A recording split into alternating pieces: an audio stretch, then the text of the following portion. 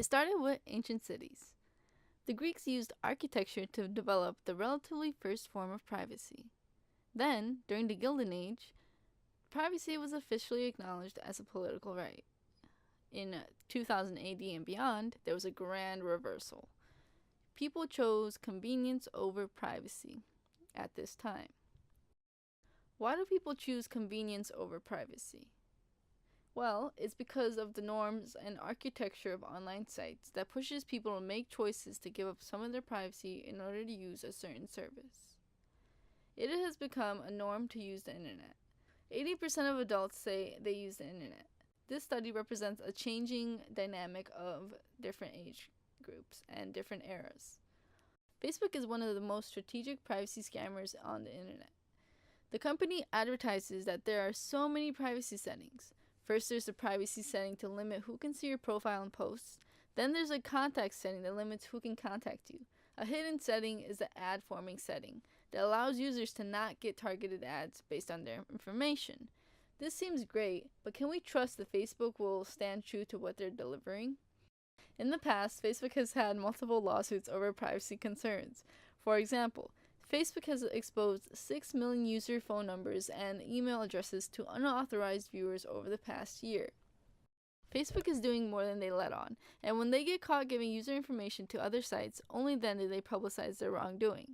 This is particularly strategic on their end because it makes it seem like they're an open-ended company that values privacy and transparency over profit. To make it seem like Facebook is transparent, they've included multiple additions to their site. The privacy terms, data, and cookies policy have been simplified to be readable and comprehensive.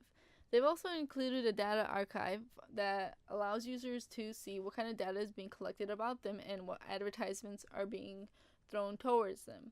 This information construct is helpful to users, but formatted in a way that says, hey, we're going to take your data and use it to make profit, and you kind of control who sees your profile and who can contact you, but we will still steal the data that you are giving us. The way that Facebook collects data is through data mining. Data mining is the act of using algorithms, machine learning, stats, and systems to discover patterns in large data sets. From these patterns, sites like Facebook can find out particular habits and behaviors their users have. Facebook claims to use the data to give targeted ads to their users and make improvements on the site. Data is collected whenever the user is logged on to their Facebook. If the user chooses to keep it open in a separate tab or chooses to have a Facebook app, all of the sites that are used while Facebook is running on the phone or on the web browser, all that data is being tracked. Another way of collecting data is through private messages. Facebook says that they collected data to monitor criminal behavior, which in many cases could be useful, such as the case of a man in his early 30s chatting about sex with a 13-year-old from South Florida. They planned to meet after her middle school classes, but Facebook was tracking the messages and reported it to the police right away. So this prevented a girl from getting abused, and this proves that good can come from data mining. However, this is still an intrusive way of collecting data about users without having to ask. An example of intrusivity is this male named Tony Rod. He decided to speak with his girlfriend through private message on Facebook, and he sent a photo of a prepaid card that he wanted his girlfriend to see.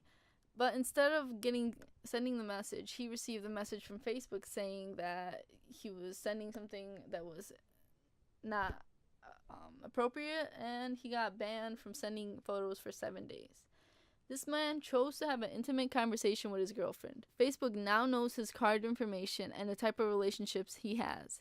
Because of this user made it clear that he will censor the data he posts while on Facebook.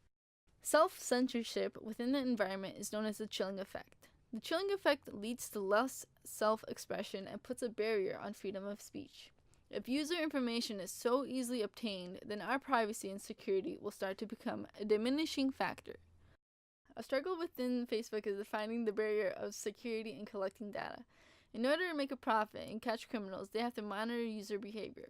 On the security end, it seems ideal to learn as much information about a user as possible.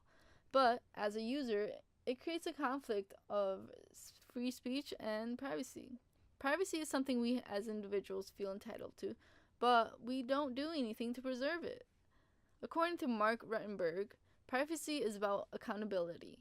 It's about holding a large government actors and private companies accountable for their decision making. It turns out to be an extraordinarily powerful and comprehensive human right claim, particularly in the digital age, because so much about us is based on our data.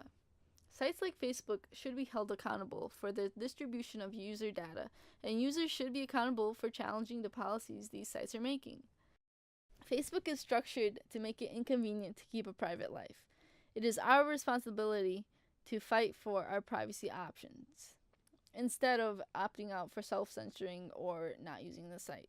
So remember, when you're posting on Facebook, be aware nothing is ever private in the digital age.